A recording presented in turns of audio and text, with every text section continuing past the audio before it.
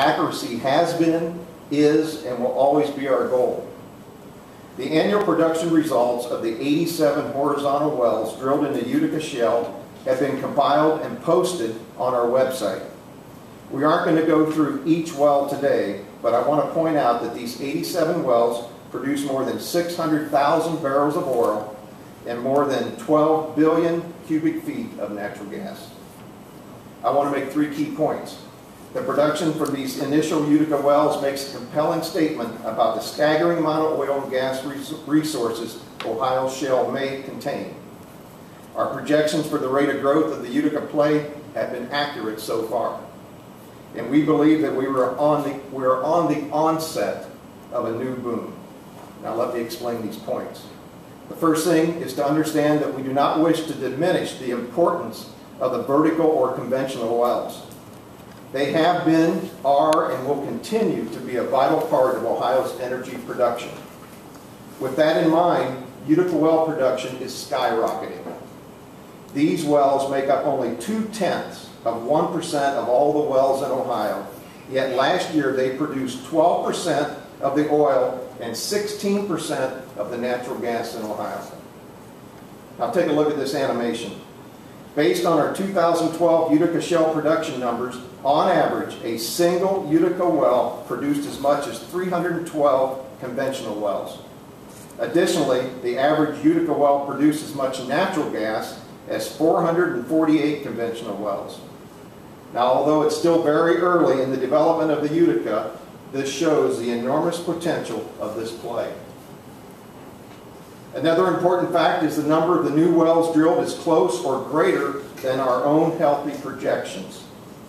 In December 2011, ODNR experts projected Ohio would have between 200 and 250 drilled Utica wells by the end of 2012. We were right on target. At the end of 2012, 215 wells were drilled.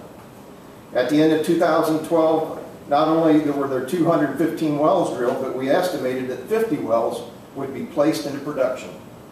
67 went online. Now that's impressive. Ohio is the heart of the Utica play, and we believe that industry activity proves that. Now I want to build on the last point with some additional new stats showing how active the oil and gas companies are in Ohio. Take a look at the numbers for horizontal wells permitted in Ohio. They have tripled, and we anticipate that impressive trend to continue over the next several years. Now look at the number of wells drilled. That figure has also tripled, and we expect that trend to continue as well. And by the way, Rick, a little later on, is going to dig deeper into these figures for you. During 2012, we had one application for unitization. One application. So far this year, we've had 12.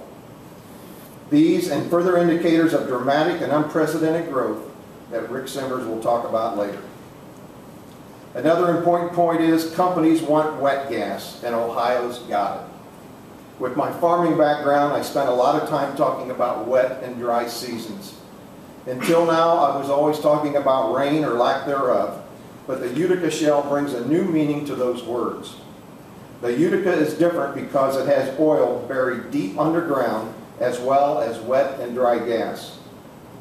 Dry gas is a natural gas such as methane, and wet gas refers to compounds like butane, propane, ethane that can be separated at the surface. Wet gas is the more profitable of the two by far. The gas volumes in this report includes both wet and dry gas.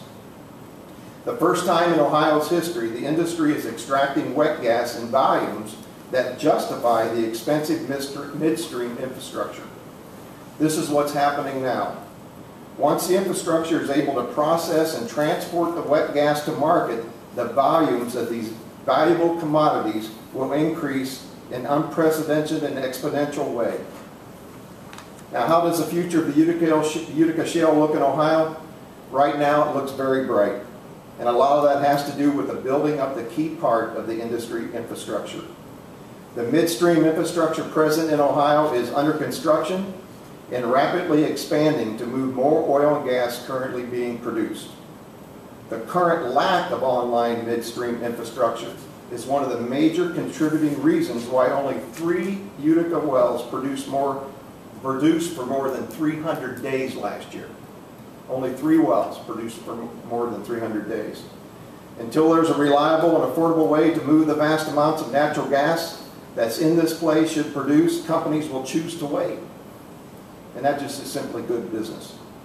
The success of Ohio's shale play will hinge on both the volume of oil and gas resources and how effectively those resources can be moved to market. Companies are working to provide that integral piece of Ohio's shale's puzzle, and David Mustine will elaborate on that in just a little bit. Future production also depends on other variables such as future market conditions, but based on production so far from the Utica wells and the projections made by ODNR for drilling activity in the next few years, the Utica may surpass conventional oil and gas production as early as 2015. Let me repeat that. The Utica may surpass conventional oil and gas production as early as 2015.